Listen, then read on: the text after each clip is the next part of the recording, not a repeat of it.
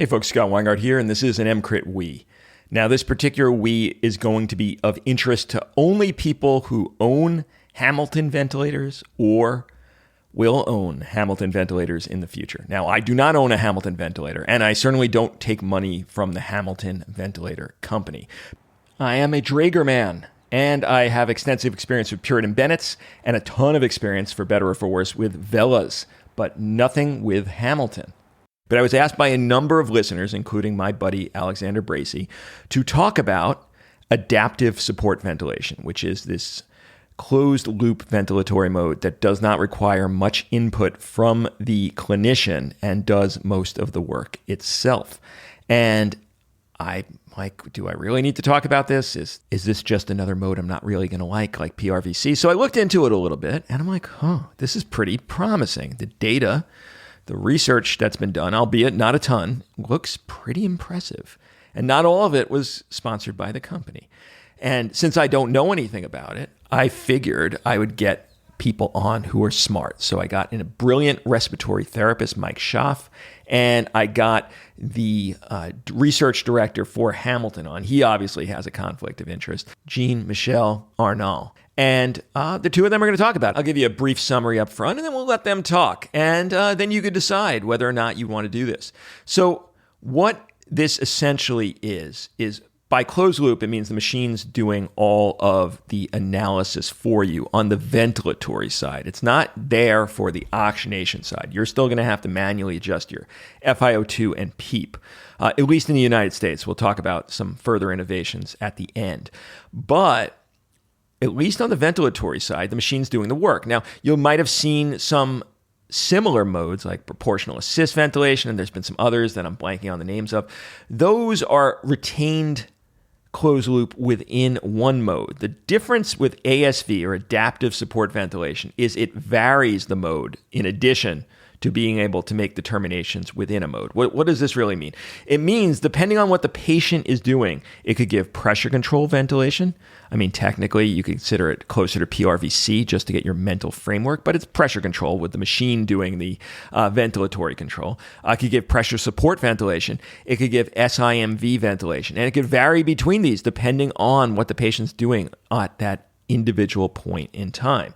And it uses a set of two equations to figure out a breath that is going to minimize the work of breathing, but also minimize the force of breathing, which means it's going to keep a safe driving pressure at all times while figuring out the combination of respiratory rate, pressure control, pressure support if the patient's spontaneously breathing, and flow rate, all to figure out a breath that's in this optimal zone for both work of breathing and force of breathing.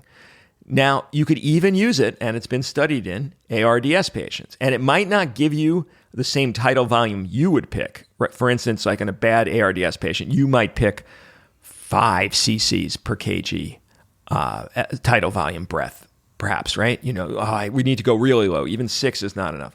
The machine might give higher than that, but it's because it's optimizing driving pressure and making sure the driving pressure is safe. So while it might give, and it's not going to give, once they redid the equations to incorporate force of breathing, it's not going to give 9 or 10 cc breaths, but it might give a 7 cc breath to that patient you were giving 5 cc's. And it's because instead of just treating that one patient based on their lung exam, you say it's really bad, it's doing a breath-to-breath analysis of the patient's pulmonary compliance and all sorts of other factors that may shift as the patient's recruitment occurs. So it's really optimizing a driving pressure and, by extension, mechanical power protective approach. And so really on the ventilatory side, it's pretty much a less arduous operation. Now, it's not set it and forget it. You still have to check the CO2 and make sure you're where you want to be, but it's a lot easier. And where my buddy Bracey, who's a ED resuscitationist, was seeing it used is just basically the default mode for most patients in the emergency department. And I'm like, oh man, it's going to make people even less knowledgeable about vents. I kind of come around that if your shop has Hamiltons, and we're not talking the ICU where you're going to have fellows or attendings who are going to be really making difficult decisions, or respiratory therapists who are incredibly competent making decisions, you're probably better off in ASV because it's probably going to do a better job than you're going to do as a clinician. And there's still the art of ventilation, for which, a small percentage of the patients will need to be taken off and put on different modes. But for the most part, it'll do the job you need it to do better than you can. And again, I don't take money from any of these companies, and I've never played with this mode. So this is purely from talking to people and from the research I've done. But let's talk about the actual settings, and you'll see how simple this is. So you're still going to set PEEP and FiO2 on your own, at least in the United States, and we'll talk about why in a bit. But then the entire ventilatory side is one setting called, they call it percent min vol, but what in essence it is what percent of the calculated minute ventilation you actually want. So it will figure out 0.1 liters or 100 cc's per kilogram of ideal or predicted body weight. You put in the patient's gender and height to get that. And then if you put it on 100%, it will just give you that much minute ventilation as its target. And then for patients who have more dead space, like an ARDS patient, you might go up higher. You might go up to 120% rather than 100%. Patient who's doing some of the work themselves, you might want a lower percentage and let them do the work. And therefore, that's it. That's it on the ventilatory side. And it's just going to do its work, and it's going to do it quite well. Now, there's some other minimal settings that you should know about. You set the flow trigger. You could set the expiratory trigger sensitivity. You could set the pressure ramp. And you can dial in a maximum pressure for the ASV that it can't go above. And if you put that at 30, then you're not going to hit a plateau pressure greater than 30 no matter what. And that's it, right? So in essence, it's a fairly idiot-proof ventilator mode that I think probably many emergency departments, and probably, to be perfectly honest, many ICUs should be adopting. And certainly if you have this on a transport ventilator, I think, that this is the mode of choice for any kind of transport where you're not going to be constantly monitoring the vent. So who wouldn't you want to use it in? The list is very short. It's a patient with a bronchopleural fistula or some other leak that's going to throw off the machine. Also a patient with rapidly changing respiratory, 1 second they're breathing 2 times a minute, then they're breathing 40 times a minute. It's going to throw it off as well. So patients who are post-brain injury storming or stuff like that, maybe. But other than that, pretty much everyone, it's an applicable mode because really it's only doing the ventilatory side.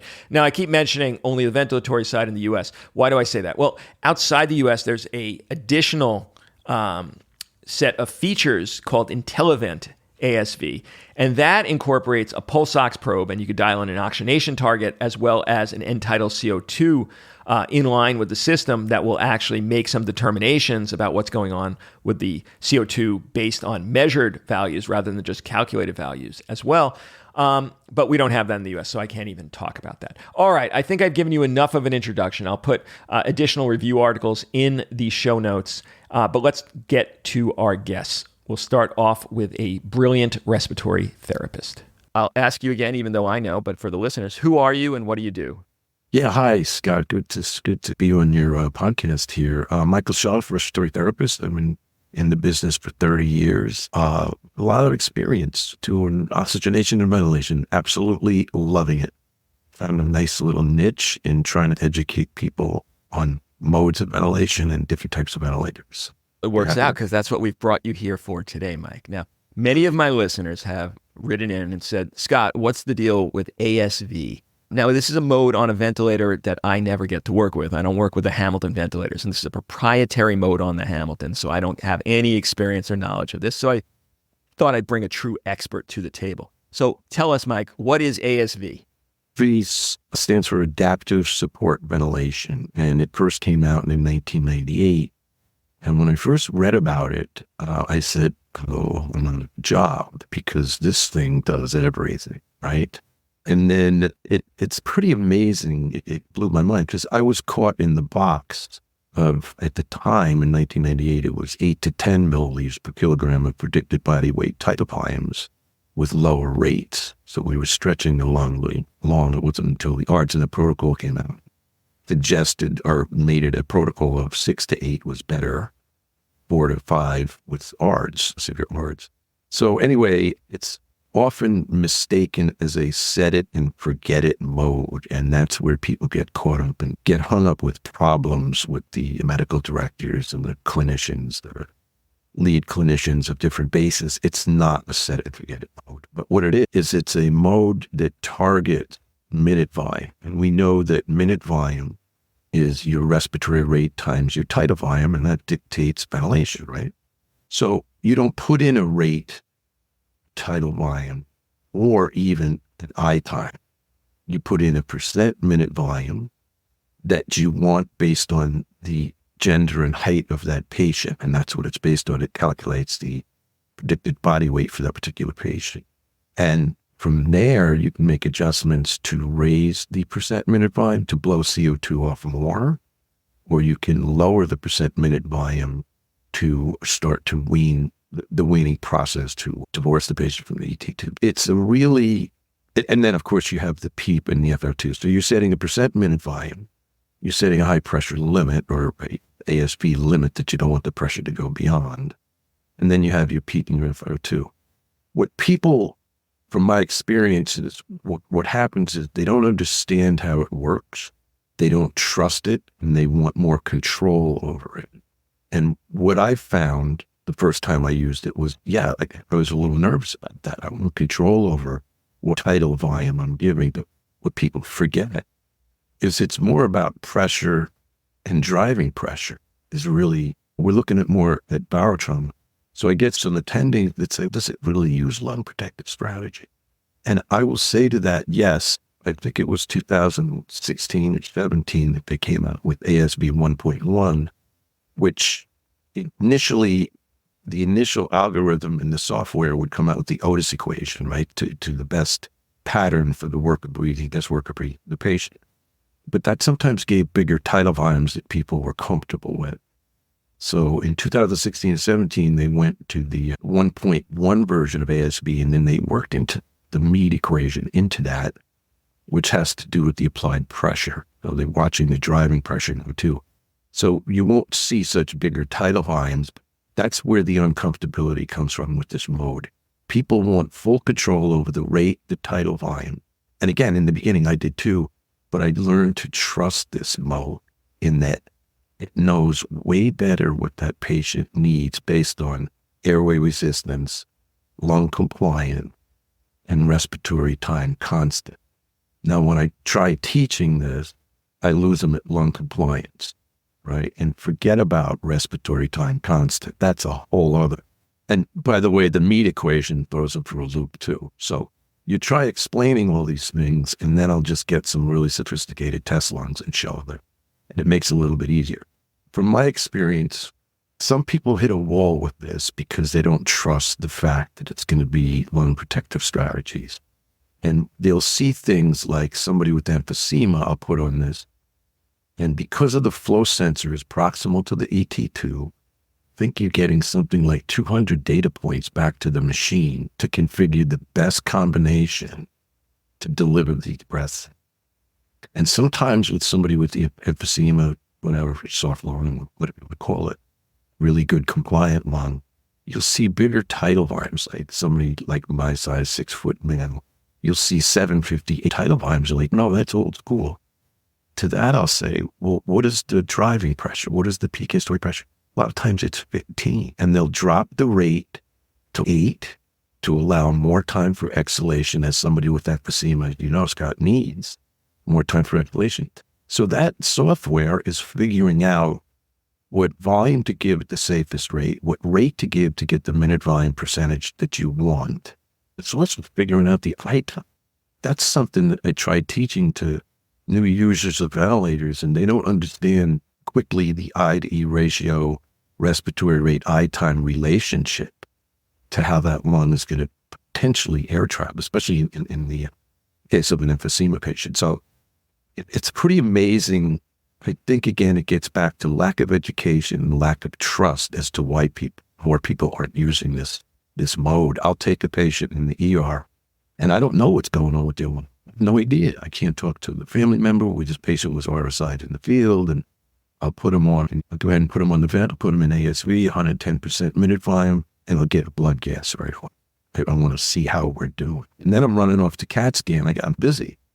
One of the things, the benefits of ASV mode is it reduces my cognitive load. I don't have to constantly make adjustments. The machine does it for me. And I'm setting parameters around, I don't want the pressure in the P plat to go above 30. All right, Mike, let's talk settings. So percent minute ventilation, translate that into something people could actually understand. What does that number mean? Is that the percentage of the normal expected minute ventilation for that patient? Is that what that refers to? Yes, correct. It's 100 milliliters per kilogram, per minute per kilogram predicted body weight. And the machine does that math for you. It'll come up on the screen when you punch in the gender and height, right? So if it says 66 kilograms your patient, right? When you go into ASV mode and you put 100%, it'll be 6.6. Now, typically I'll add 10% more. I add it to the percent minimum, but the manual says put it into the height or dead space for your HME, right? For an adult.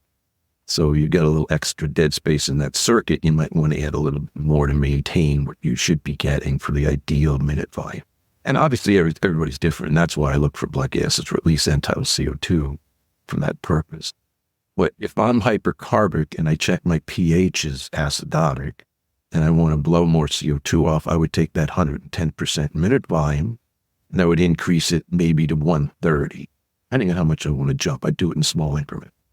I'll go to 130%. So that's going to increase my minute volume.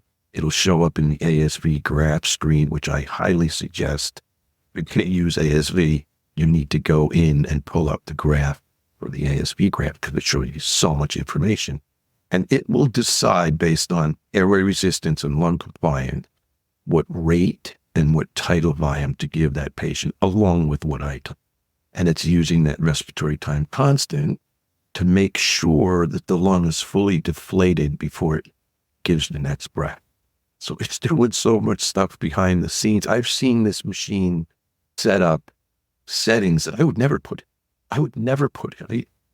With a stiff lung, an ARDS type patient, I'll see I times 1.5, 1.8 with a 1-to-1 I to E ratio. That's not typically something I do, but the machine will do that. So it's just absolutely amazing. I wish I could show it to you in action. And that's what I do in my vent labs. I work through different case scenarios and just you see the light bulb go off in these people's minds.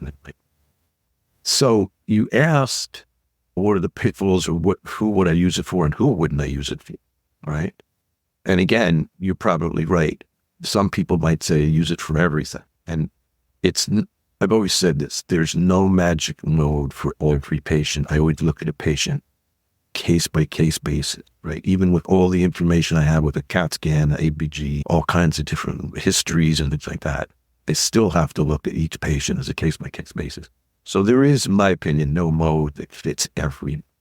The contraindications, the main ones are any leaks. You have a uncuffed trach or a blown cuff in your ET tube, or with neonates, we don't use cuffs a lot. There's an inherent leak in there. If you have a big leak, you never want to use a bronchopulmonary fistula. You don't want any kind of leak whatsoever to be run with this because the machine's going to try to figure out and compensate and leaks are dangerous. The other one that I do run across is like an abnormal breathing pattern. So when I run into trouble with ASV, like somebody that's metabolic acidosis, right? They want to get a minute volume of 18 and 20, and they're pulling 1.5 liters, or a neural storm patient, somebody who's cranking it out for a little while, CO2 drops into the single digits, they stop for a while. Those irregular breathing patterns have been very difficult for me to match what they want. And I've been told by some clinicians, we'll just keep going up on the percent minute volume. And I tried that and it just doesn't work. It can't. This is my experience. Maybe other people have a different story, but I know if I have metabolic acidosis, that patient knows more than I'll ever know what they want. Their brain is telling them what to do. So my go-to for that is I'll get out of every mode except for CPAP and pressure support.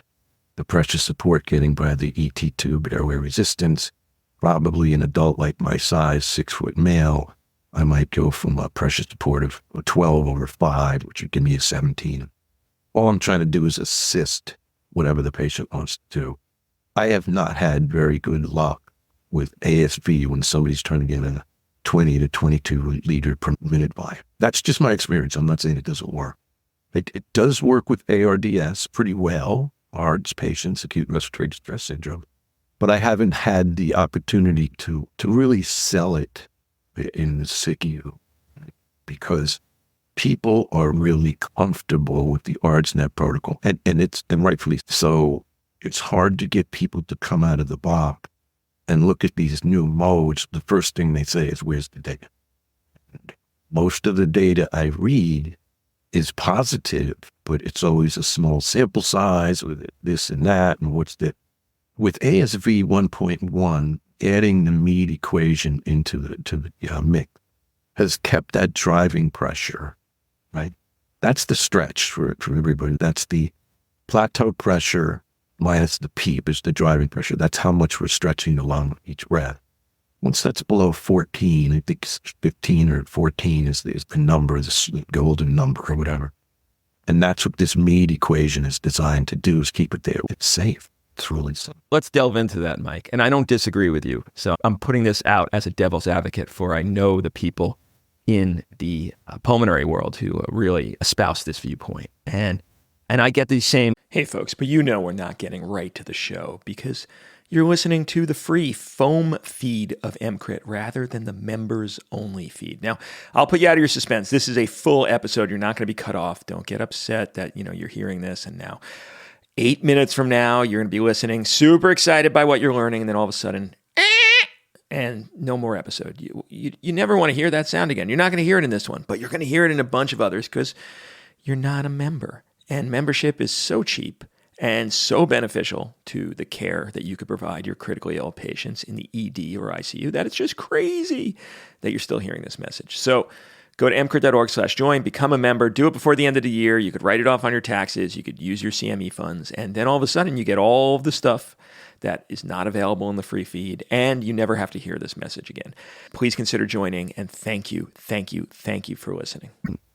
Deleterious comments with APRV, because it's the same problem I'm going to ask you about, which is you're controlling the pressure to what we deem to be safe. You're keeping the plat below 30, you're keeping the driving pressure in a safe place, but the mode could still generate tidal volumes that exceed your desire in a ARDSNet patient, as long as those pressure parameters in ASV are being met. So you could have a patient conceivably getting clinically, they have ALI or ARDS, and the ventilator doesn't know that. And so it might, if the driving pressure and plat are still within parameters, give 9, 10 cc's of tidal volume, given the right set of circumstances. Is that a problem in your mind? And how would you respond to a detractor that says this is unacceptable? They're getting higher tidal volumes than my low tidal volume desires.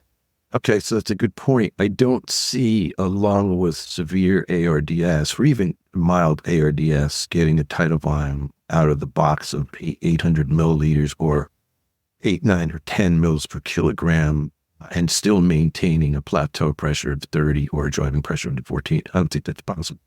This is where the problem is when some attendings see a tidal volume of 850, it's usually in an OPD emphysema type patient. But in an ARDS patient, it's protective, and you can also set your alarms in the alarm window to the tidal volume that you want, right? That you don't want it to exceed by. But it would be highly unlikely to get with the machine or the algorithm to figure out, let me give a tidal volume of 900 with severe ARDS. Those peak historic pressures are going to be through the roof. There's just no way that would happen. So again, through my experience with stiff lungs or people that have severe pneumonia or even asthma and ARDS, it would never give. And you could see in the ASV graph, you could see this safety box change its shape to a much higher rate and a much smaller tidal volume. As soon as it recognizes through the flow sensor that they're dealing with a lung that has a compliance of 20, airway resistance is 10 or 12, no big deal, but the compliance is 20, and it's taking that respiratory time constant into effect. it's going to say, I'm not going to go above 350 on this patient or 300 or whatever. It's going to make up the difference to meet the matched minute volume that I want by increasing the rate and changing the eye time, all along watching not the air track. Yeah, you would never, in a severe ARDS or a stiff lung, you would never see a tidal volume of 900 and still meet the parameters of a pressure limit of 30, and your driving pressure, theoretically, using the equation, would keep that driving pressure below 15 or 14. Is there anyone who, if you have Hamiltons with ASV available, that should be still using PRVC? That's a really good question. If they understand when to use ASV and trust it, I would always use ASV for sure. Yeah, but that said, when I'm in the ER, I have PRVC. Anything in volume targeted is really PRVC on the Hamilton T1. If I want to take control because I don't know what's going on, blunt force trauma, I'll switch. If I have blunt force trauma or potential pneumothorax, I go to pressure control straight up. I'm not saying ASV won't work, but I do the control until I fix the problem. See, sometimes the ventilator's not going to fix the problem. I got to get the air out of the cavity first, and then go from there. There's times I use volume ventilation. Yeah, there's times I use PRVC. Sure. That makes sense. Most times, a lot of times, one of the problems that I see is I'll go ahead and set somebody up on ASV and be very comfortable with it. Go to CAT scan, get the patient stabilized, family go upstairs, we're going to bring the patient upstairs, talk to the doc, whatever. I'll call the RT up top, either Mickey or Sicky, okay, you got a G5 because no other machine we have does ASV. And if it doesn't, now I got to take whatever vent I have up there and see what the Hamilton is deciding to do with this patient based on airway resistance, compliance, and respiratory time constant. And there may be an I time of 1.4, and the RT up there is going to go, I'm not doing that. I'm like, okay, I understand that, but this is what right now, which is what the ASV decided. But again, things change in the ICU, so you need full control. You go back to what I do is I tell them, look at the rate they're getting, look at the tidal volume they're getting, look at the eye time they're getting. That's within your budget or your box, then go ahead and do it. If not, go standard. But just be aware they're really comfortable. If I say ASV and I brought the CO2 down where I wanted it, my pH is coming back. Why don't you talk to finish up? This would seem an ideal mode for the pre-hospital environment, especially if there's long transports, no RTs available. This would seem a mode that would tick most of the boxes. What is your feeling on this in the pre-hospital arena, Mike? I agree with that 100%. It reduces that cognitive load, right? So they're doing 15 other things. Sometimes you have somebody in the back of the bus, it's just one person alone, right? So do you have to worry about ventilator settings? Not technically if you enter the gender and height, percent minute volume to start off with. The one thing I caution people that I teach is blunt force trauma to the chest, pneumothorax, might run into some problems. I'm not saying it couldn't do it, but I'm teaching some relatively new people to the ASV and to the vent itself. So I say at that point, what would I do is I would limit my pressure and go to pressure control. And I'll deal with hypercarbulate because you don't know until you see a CAT scan and an X-ray or whatever's really going on. And I'd be afraid of those high pressures. Other than that, yeah, I would definitely, sure I would. I'm very comfortable with that. Yeah. Mike, people probably want to hear more from you after this amazing educational foray. Where could they find more education from you? Yeah, we're doing a podcast called the Critical Care Triad, the ventilator podcast. It's on Spotify and Apple and a few other places. You can Google it, the Critical Care Triad, the ventilator podcast. It's a friend of mine, Caleb Curtis, who's an RN medic, dual certified educator, and Jerome Lovelady. Two Southern boys that we just get on there for 30 minutes, 35 minutes, and we talk about all things critical care transport, and we focus on ventilators. So give us a listen, and I think you'd like it. Fantastic. All right. I cannot thank you enough, Mike. This has been an education, and I see in our future we might be talking again because you are a font of information on all things ventilators.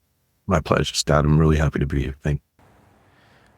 So that was amazing. I still had a couple of additional questions. So I sought out intensive care doctor and research director for Hamilton, and I got him on the podcast as well. Could you tell people who you are and what you do? Okay, I'm Jean-Michel Arnold. I'm an ICU clinician in France. working in adult ICU. I'm also a part-time medical research manager for Hamilton Medical. Very good. And you've been publishing and researching on ASV for well over a decade, if I'm not mistaken. Is that right? Absolutely. And is this the primary mode you're using on most of your patients in your ICU? Yeah, more than 90% of my patients are ventilated in IntelliVent ICU.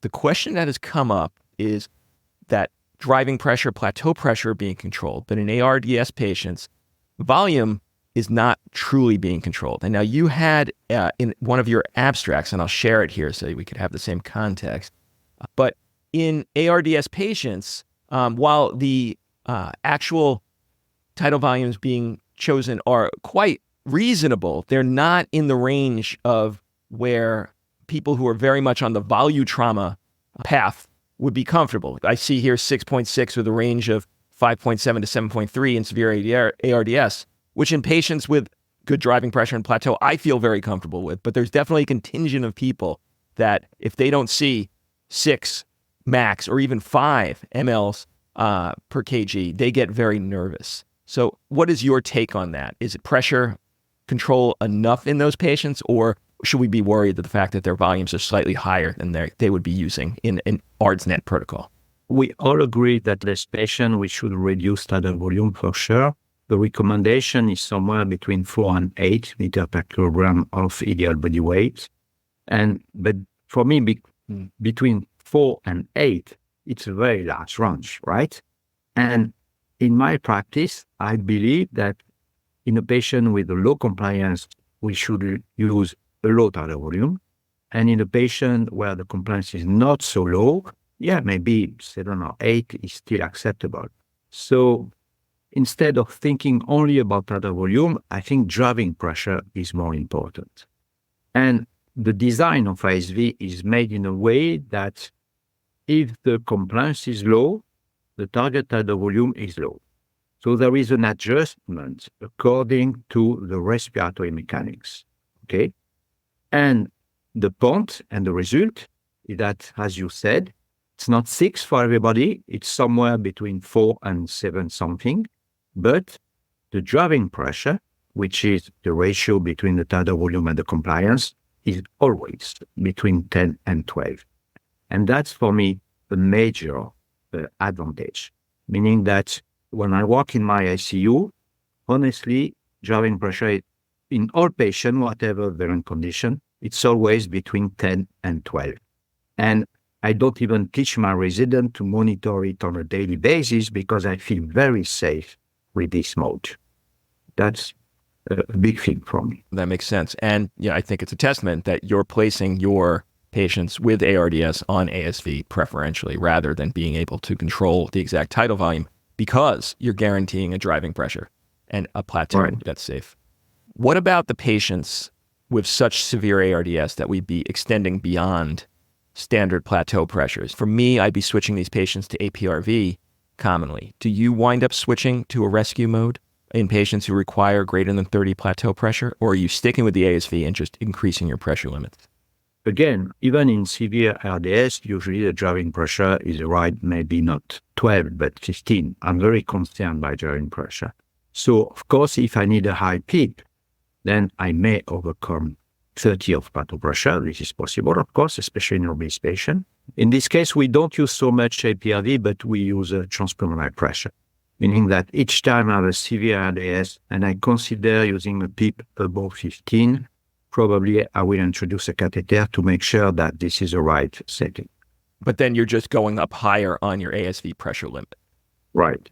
And then I have, just like having no experience with ASV, I have no experience with IntelliVent ASV, obviously, as well. What does that bring to the table? And is that something that is available in all markets, or is that just a European thing? I haven't heard much talk about this in the US. Tell me a little bit about IntelliVent. No, it's available in all markets except US, unfortunately, because you have FDA, so FDA is very cautious, so it's not approved yet.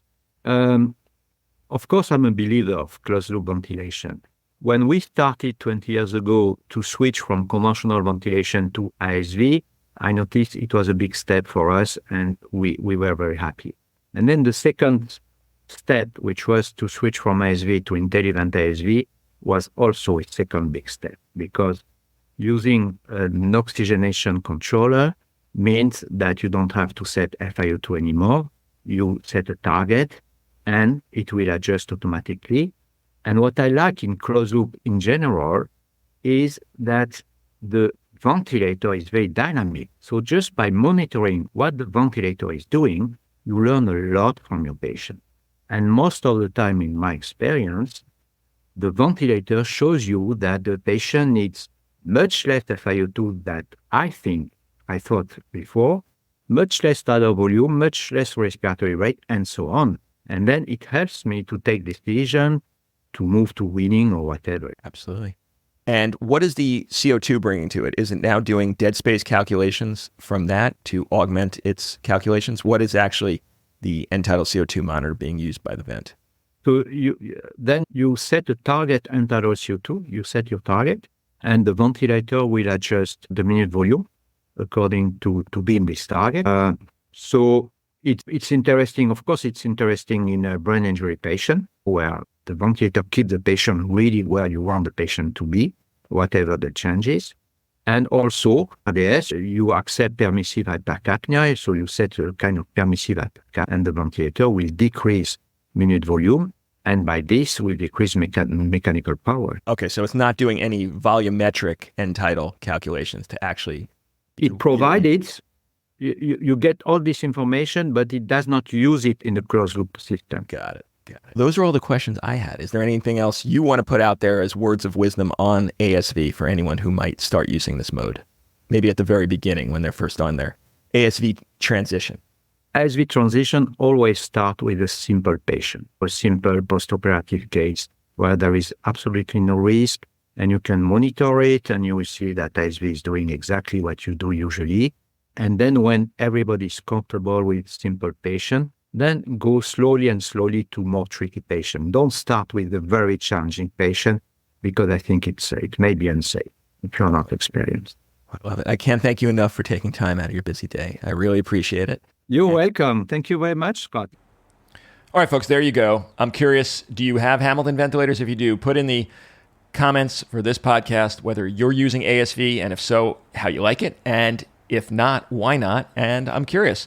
And maybe if I ever get a Hamilton, I'll be able to use this. Though I'm sure all of the other ventilator companies will eventually have this similar kind of mode. Some of them are already starting to do it, but they're only using the Otis equation, which is going to give very high tidal volumes. You need the Meade equation as well, seemingly.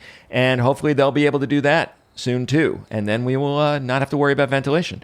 And look, this is something ideal for computers to handle. I'm sure there'll still be the 2 to 5% that will have to use the art of ventilatory management to figure out how to mechanically ventilate patients. But for 95% of the patients, I bet it's much safer to have a mode that is doing this automatically, that potentially even starts the weaning process automatically, that handles oxygenation based on pulse ox automatically. I think this is a better job for a computer than it is for the human brain. But time will tell. Scott Weingart from the EMCrit We saying bye-bye.